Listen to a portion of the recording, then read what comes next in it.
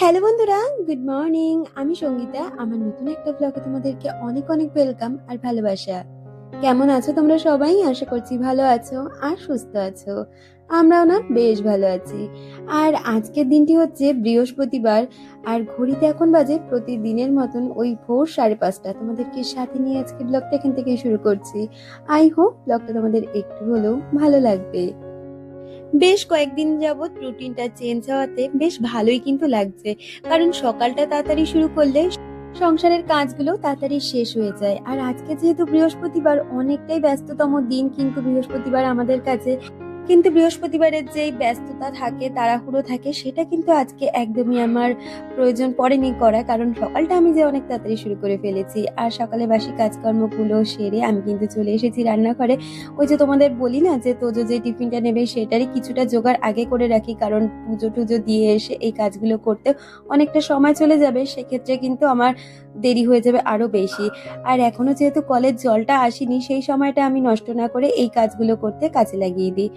প্রথমেই কিন্তু আমি ওদিকে চিকেনটা কিছু পরিমাণে ছিল সেটাই সিদ্ধ করতে বসিয়ে দিয়েছিলাম, কারণ আজকে ওকে একটু চিকেন স্যান্ডউইচ দেবো। আর তার মধ্যে যে ভেজিটেবলস গুলো দেবো সেগুলোকেই কেটে নিচ্ছি। এর মধ্যে অনেক রকমের ভেজিটেবলস দেওয়া যায়, আর কিন্তু সেটা আজকে নেই আমার ঘরে, যার জন্য কিন্তু আমি সামান্য শসা আর পেঁয়াজ দিলাম। আজকে হয়তো পেঁয়াজটা দিয়েছি বলে তোমরা বলতে পারো তো যত পেঁয়াজ খায় না, তবে এরকম একদম ফাইন চপ করে দিলে, মানে ছোট ছোট কুচি করে দিলে সেটা আর মুখের সাথে লেগে থাকে না। আর কি বলতো, যেহেতু চিকেন, সেখানে শুধু শসাতে না ভালো লাগবে না, একটু পেঁয়াজের স্মেলটা দিয়ে মানে খেতে খুব দারুণ লাগে। এই রেসিপিটা আমি এর আগেও একদিন বাড়িতে ট্রাই করেছিলাম ব্রেকফাস্টে, সবার ভীষণ পছন্দ হয়েছে। আর তোজও খুব পছন্দ করেছিল, যার জন্যই ঘরে যেহেতু অল্প সামান্য চিকেন ছিল, যেটা দিয়ে আজকে টিফিনটা ওকে বানিয়ে দেবো। আর এইদিকে সমস্ত কাজ সেরে এসে দেখো বাইরে ঝমঝম করে বৃষ্টি পড়ছে। আমার তো স্নানটা হয়ে গেছিল, তবে আজকে জামা কাপড় আর কিছু কাচিনি, কারণ সকাল থেকে আকাশটা একদমই ভালো না। সকাল থেকে বলবো না, কালকে রাত থেকে খুব খারাপ অবস্থা, আর সকালবেলাতেও আজকে এরকম দিনটা গেছে। তাই জামা কাপড় কাচা ধোয়া করিনি, কিন্তু স্নান করে নিয়েছি। আর এদিকে বৃহস্পতিবার বলে পুজোটাও সেরে নিচ্ছি। আগের দিন রাত্রিবেলায় হাজবেন্ড সমস্ত ফুল মিষ্টি কিন্তু গুছিয়ে এনে দেয়, তাই জন্য কিন্তু আমি সকালটা তাড়াতাড়ি করে পুজো দিয়ে দিতে পারি।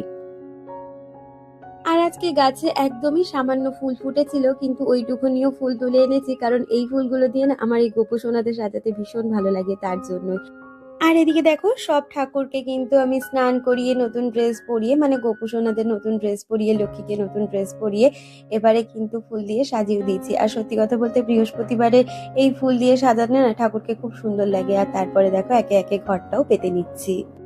আমাকে আগের দিনের ভিডিওতে রিয়া মণ্ডল কমেন্ট করেছে, সে লিখেছে, সত্যি তোমার রিপ্লাইগুলো পেয়ে আমার অনেক উপকার হয়, আর তোমার ভিডিওগুলো দেখতে আমার খুব ভালো লাগে, সাথে তোমার বলা কথাগুলো। এইভাবেই এগিয়ে যাও, দেখবে তুমি একদিন ঠিক অনেক বড় ব্লগার হবে। Thank you so much.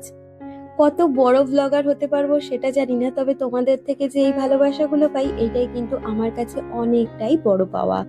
তো দেখো কথা বলতে বলতে ওইদিকে কিন্তু ঠাকুরকে আরতিও করে নিয়েছি। আর এদিকে আজকে না স্ট্যান্ডটা লাগিয়ে যে এই শ্যুটটা নেবো সেটা নিইনি, ওই জানলার ফাঁকে বসিয়ে এই শ্যুটটা নিচ্ছি, কারণ এখন স্ট্যান্ড সেট করতে গিয়ে আমার আর অতটা সময় নেই। কারণ জানোই তো তোজোকে আবার স্কুলের জন্য সমস্তটা তৈরি করে দিতে হবে। এদিকে হাজবেন্ড কিন্তু অলরেডি চাটা করে রেখেছিল, মানে আমি আস্তে আস্তে দেখলাম চাটাও হয়ে গেছে, সাথে দুধটাও জাল দিয়ে নিয়েছে। আর তারপরে তোজোকে আজকে দিয়েছিলাম চকোস্ত। মানে কোনো রকমের আগে চাটা খেয়ে আসবো, কারণ বৃহস্পতিবারে পুজো দিতে অনেকটাই সময় লাগে। তাই জন্য কিন্তু একদমই সময় পাওয়া যায় না বসার মতন। ভেবেছিলাম চা নিয়েই একেবারে কাজগুলো সারবো, কিন্তু আমার হাজবেন্ড আবার বকাবকি করে, বলে আগে সকালের চাটা সুস্থভাবে খেয়ে তারপরে কাজে হাত লাগাও। আজকে অনেক তাড়াতাড়ি ঠাকুর ঘরে ঢুকেছি, ওই 6:30টায় ঢুকেছি, তবুও আমার 7:30 বেজে গেছে ঠাকুর ঘর থেকে বেরোতে। প্রতি বৃহস্পতিবারে এইরকমটাই হয়।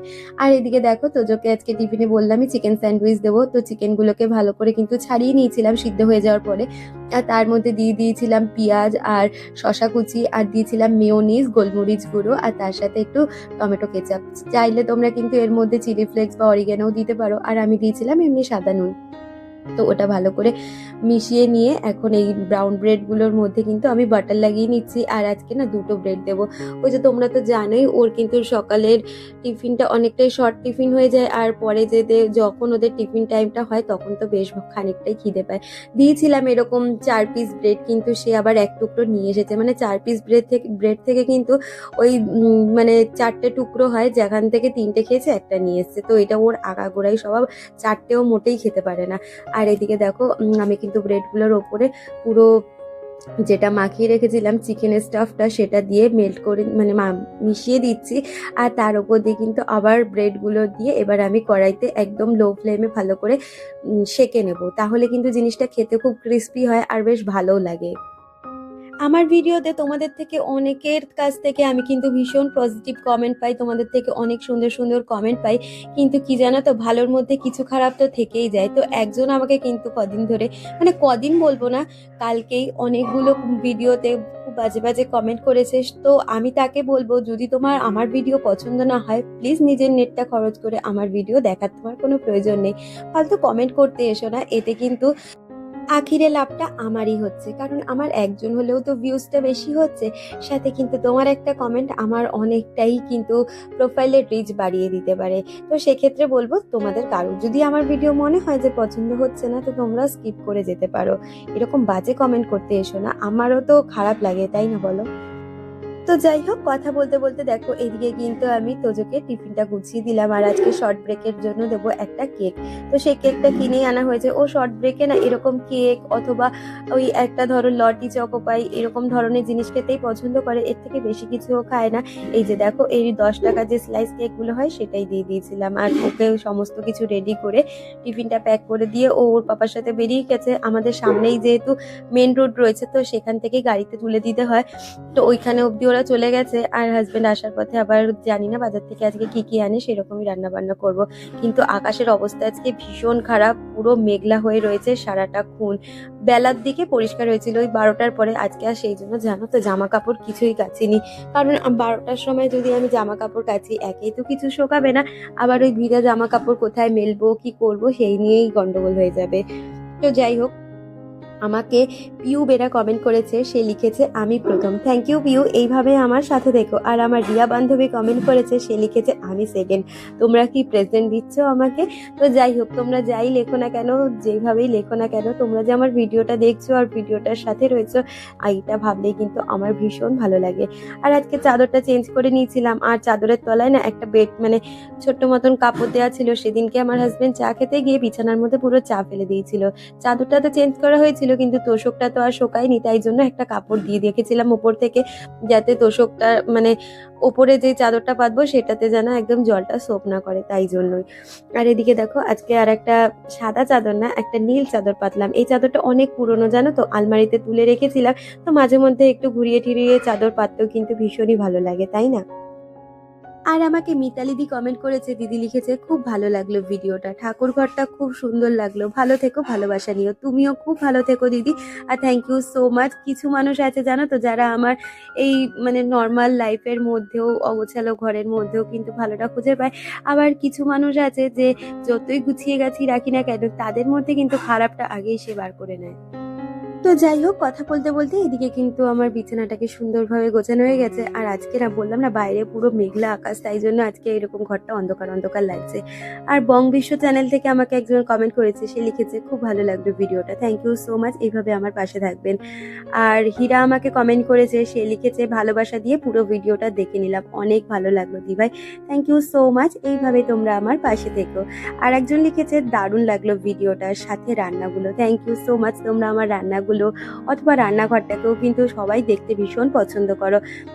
তো তোমরা এইভাবেই আমাকে সবসময় ভালোবাসা দিতে থেকো, যাতে আমি আমার ইউটিউব চ্যানেলে আমি নিজের একটা পরিচয় তৈরি করতে পারি। যদিও বা তোমাদের থেকে যে ভালোবাসাটা পাই, তার থেকে আমি নিজের যতটা মানে একটা সাধারণ মেয়ে যে এতটা ভালোবাসা পাবে, অচেনা মানুষের এত ভালোবাসা পাবে, তাদের থেকে যে এতটা রেসপেক্ট পাবে, এটাই কিন্তু আমার কাছে অনেকটাই বড় পাওয়া। এর মধ্যে থেকে কিন্তু আমি নিজের একটা ছোট্ট পরিচিতিও তৈরি করতে পেরেছি বলে নিজে মনে করি। তো যাই হোক, ওইদিকে বিছানাটা গুছিয়ে নিয়ে এখন এই সোফাতে যে জামা কাপড়গুলো আছে সেগুলোকে সুন্দর করে একের পর এক গুছিয়ে নিচ্ছি। আর এই সোফাতে না এইরকমই বিশেষ করে আমার হাজবেন্ড প্রচুর জামা কাপড় অগোছালো করে রাখে, যেটা কিনা আমাকে প্রতিদিন গুছিয়ে নিতে হয়। আর তাছাড়া গামছা যেহেতু এখানে থাকে, তো সেক্ষেত্রে সবাই হাত মুছে গামছাগুলো এখানে রাখে, কেউ আর সেটাকে গুছিয়ে রাখে না। কি আর বলবো বলো, আমি যতটা পারি করে নেওয়ার চেষ্টা করি। আর দুষ্টুকে মাঝে মধ্যে বলি, ও আবার বললে করে দেয়, কিন্তু ও যে নিজে থেকে এসে কিছু করবে সেটা আবার হয় না। যেহেতু বাচ্চা মানুষ, একটু বলে বুঝেই কাজটা মানে বলে বলেই করাতে হয়, এরকম একটা বিষয়। আর আমাকে সোনাস লাইফস্টাইল চ্যানেল থেকে সোনা কমেন্ট করেছে, সে লিখেছে তোমার ওয়েট লস কিভাবে করেছো গো, যদি বলো খুব ভালো হয়। তোমাদের অনেকেরই ডিমান্ড রয়েছে আমি কিভাবে ওয়েট লস করেছি। আমি চেষ্টা করছি খুব তাড়াতাড়ি সেরকম একটা ভিডিও নিয়ে, আশা করব তোমরা সেই ভিডিওটাতেও ভালোবাসা দেবে, যেটা কিনা আমার প্রতিদিন লাইফস্টাইল থেকে একটু অন্যরকম করারই ইচ্ছে রয়েছে, তো সেই জন্য। আর ফ্রিজে যে মাছগুলো ছিল তার মধ্যে কিন্তু আজকে ভাবছি চিংড়ি মাছটা করে নেব, তাই জন্য দেখে নিলাম কোন কন্টেনারটায় চিংড়ি মাছ রয়েছে। তো সেটাকেই আজকে বার করে ওই জলে দিয়ে দেবো। আর তার সাথে জানো তো আবারও চিংড়ি মাছ কেনা হয়েছে, কারণ আবার হাজবেন্ড আবার বাজার থেকে নিয়ে এসেছে লাউ। তো লাউ ঘন্ট করার জন্য চিংড়ি মাছ তো লাগবেই, কারণ আমার ছেলে আবার চিংড়ি মাছ ছাড়া লাউ ঘন্ট বা অন্যান্য শাকসবজি সেরকম একটা পছন্দ করে না। ছোট চিংড়িটা প্রতিদিনই বলতে পারো আমাদের বাড়িতে কম বেশি আসেই কোনো একটা সবজি করার জন্য। তো ওইদিকে গলদা চিংড়িটা জলে ভিজিয়ে রাখবো, তার সাথে যে চিংড়ি মাছটা এনেছে সেটাকেও ছাড়িয়ে নেবো। আর তোমাদের বলছিলাম না, একজন আমাকে কমেন্ট করেছে, খুব নেগেটিভ কমেন্ট। সে আবার লিখেছে, মানে তার নাম হচ্ছে অনামিকা রয়। সে আমাকে লিখেছে পয়সা ইনকাম করার জন্য কি না করছো, এটা কি না করছে এরা। তো আমি পয়সা ইনকাম করার জন্য যে খুব খারাপ কাজ করছি সেটা তো আমার বলে মনে হচ্ছে না, কোনো ভিডিওতে আমি সেরকম কিছু দেখাচ্ছি। আমার যে ডেইলি লাইফস্টাইল সেটাই আমি ঘিরে দেখাচ্ছি। আর এক্ষেত্রে তুমি যদি আমাকে পয়সার কথা বলো, আমি কিন্তু পয়সা ইনকাম করার জন্য ইউটিউব প্ল্যাটফর্মে আসিনি, নিজের একটা ছোট্ট পরিচিতি গড়ে তোলার জন্য এসেছি। হ্যাঁ, এই কাজটাই তোমরা যখন পছন্দ করছো, যখন সবাই এত এত ভালোবাসা দিচ্ছ, তো সেখান থেকে আমি নিশ্চয়ই কিছু রেভিনিউ পাই। তো সেইটা ইনকাম করার জন্যই যে ইউটিউব প্ল্যাটফর্মে আমি এসেছি সেটা কিন্তু নয়। এছাড়াও কিন্তু আমি পয়সা ইনকাম করার জন্য একটা সময় টিউশন পড়াতাম, অথবা আমার নিজের একটা ছোট্ট বিজনেস ছিল, তো সেগুলো বলতে পারো ইনকামের জন্য করতাম, কিন্তু এটা ইনকামের জন্য না। এটা তোমাদের ভালোবাসাতে যেটুখানি পাই সেটাই কিন্তু আমার একটা অনেক বড় পাওয়া। আর নিজের একটা পরিচিতির লোভে পড়ে বলতে পারো আমি ইউটিউবে এসেছি, কোনো ইনকামের জন্য না। আর যদিও বা আমি ইনকাম করে থাকি সেটা তো খারাপ কিছু নয়, তবে আমি যে খারাপ কিছু দেখিয়ে বা অন্য খারাপ নোংরা ভিডিও করে যে ইনকাম করছি সেটা তুমি আমাকে বলতে পারো না, বা আমার কোনো ভিডিওতে সেরকম কিছু তুমি দেখতেও পারবে না। আসলে সত্যি কথা বলতে কি জানো তো, যার মানসিকতা যেরকম সে অন্য মানুষকে সেরকমই বিচার করে। তো কে আমাকে কিভাবে বিচার করলো বা কে আমাকে কি বললো সেটা নিয়ে আমার কোনো মানে মাথা ব্যথাই নেই।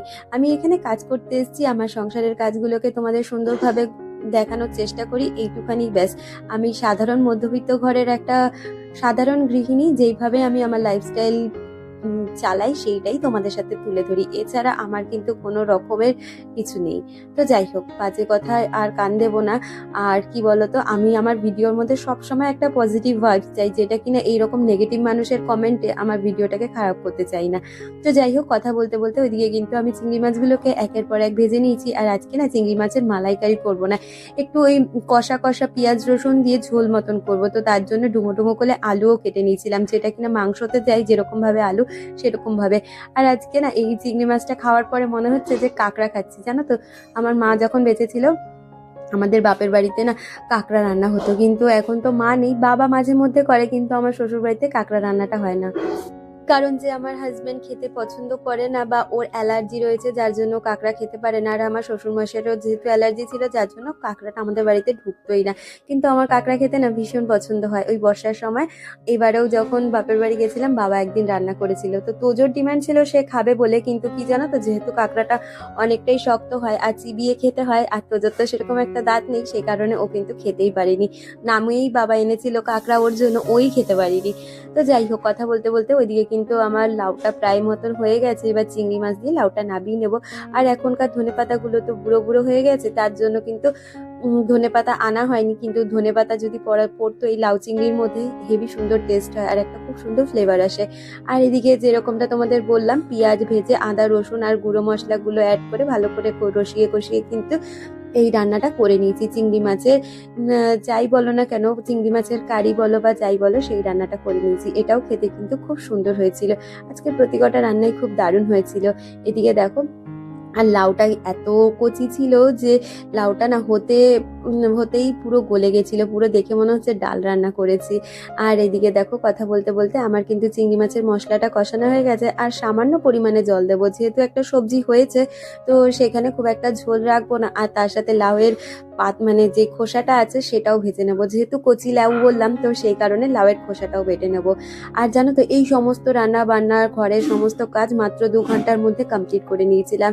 আজকেও আবার একটু ব্যাংকে যাব। কালকে যেই কারণে ব্যাংকে গেছিলাম সেই কাজটা না আর কালকে হয়নি, তাই আজকে আবারও করে আমাকে যেতে হবে। তাই জন্য কিন্তু সমস্ত কাজগুলো একের পর এক গুছিয়ে নিচ্ছি। আর এদিকে দেখো, একটু কালো জিরে আর কাঁচা লঙ্কা ফোড়ন দিয়ে কিন্তু আমি লাউয়ের খোসাগুলোকে ভেজে নিচ্ছি। আর এইভাবে না লাউয়ের খোসা ভাজা খেতে আমার ভীষণ ভালো লাগে। আমার হাজবেন্ড আগে খেত না, আমি একবার খাওয়া ধরিয়েছি বলতে পারো, তারপর থেকে ও এইটা ভীষণভাবে খায়। আগে আমার শাশুড়ি দেখতাম এর মধ্যে একটু আলু কুচি দিত যাতে লাউয়ের খোসাটা মজে যায়, কিন্তু এখন আমি শুধুই করি এমনিই, কিন্তু লাউয়ের যদি খোসা কচি হয় তাহলে এমনিই মজে যায়। আর আজকে ব্রেকফাস্টে সবাইকে কিন্তু এইরকম ব্রাউন ব্রেড একটু বাটার দিয়ে টোস্ট মতন করে দিয়েছিলাম, সাথে ডিম আর কলা ছিল, আমিও সেটা একটু খেয়ে নিলাম। আর এদিকে খেতে খেতে দেখলাম ভাজাটাও হয়ে গেছে। আর কি জানো তো, তোমাদের সাথে অনেক গল্প করতে করতে আমার হয়তো কখনো কখনো কোনো ওয়ার্ড একটু স্লিপ আপ টাং হয়ে যেতে পারে, কারণ এতটা বড় ভিডিও আর এতক্ষণ ধরে ভয়েস ওভার দিচ্ছি, তো একটু আধটু তো আমাদের মিস্টেক হতেই পারে। তো সেটাকে না কেটে আমি আবার এইরকম ভাবেই দিয়ে দেওয়ার চেষ্টা করি। যদি তোমাদের কোনো প্রবলেম হয় আমাকে নিশ্চয়ই জানিও, আমি কিন্তু আবার কারেকশন করে পরবর্তী ভিডিওতে ঠিকঠাক করে মানে যদি কোনো ওয়ার্ড উল্টোপাল্টা বলি সেক্ষেত্রে আমাকে একবার তোমরা জানিও। আর ওইদিকে না কালকে যেহেতু ওই জানলার ওই জায়গাটা তৈরি করেছে, সে কারণে ভিজে ন্যাকড়াটা না আর মেললাম না, ভিজে ন্যাকড়াটা ওখানে একদম মানে চেপে দিলাম যাতে জিনিসটা আর একটু শক্তপোক্ত হয়। আর দুপুরের ডিনারটা সেরে সন্ধ্যেটাও দিয়ে নিয়েছিলাম কিন্তু বিকেলবেলা। আজকে যেহেতু বৃহস্পতিবার তাই পায়ে পড়েছিলাম একটুখানি আলতা। প্রতি বৃহস্পতিবার করে বা কোনো পুজো থাকলে আমি কিন্তু আলতাটা পরার চেষ্টা করি। আর তারপরে এইদিকে দেখো সন্ধ্যেটা দিয়ে নিচ্ছি। আর বৃহস্পতিবারের দিনকে আমি কিন্তু কোনো রকমেরই কোনো ওই ঘন্টি বাজাই না, বা আমার বাড়িতে কাসরও নেই, শুধু শঙ্খটাই বাজে আর সাথে একটু উলুধ্বনি দিই। আগে তো বৃহস্পতিবারে তোজোর প্র্যাকটিস থাকতো, আর এখন না প্র্যাকটিসটা বুধবার হয়ে গেছে, যার জন্য বৃহস্পতিবারের সন্ধ্যাটা আমি দিতে পারি। আসলে বৃহস্পতিবারে পুজো দিতে কিন্তু আমার ভীষণ ভালো লাগে, সেটা সকালের পুজোই হোক আর বিকালের সন্ধ্যাটা। আর এদিকে দুজনের জন্য কিন্তু গরম গরম লাল চা করে নিয়েছিলাম, যেহেতু বাইরের ওয়েদারটা ভীষণ ঠান্ডা। তার সাথে হাজবেন্ড এনেছিল ফেরার পথে সিঙ্গারা, তো 4 জনে মিলে সিঙ্গারা আর 2 জনে মিলে চা খেয়ে আজকের ভিডিওটা এই পর্যন্ত রাখছি। তাহলে দেখা হচ্ছে পরবর্তী ভিডিওর সাথে, ততক্ষণ তোমরা ভালো থেকো, সুস্থ থেকো।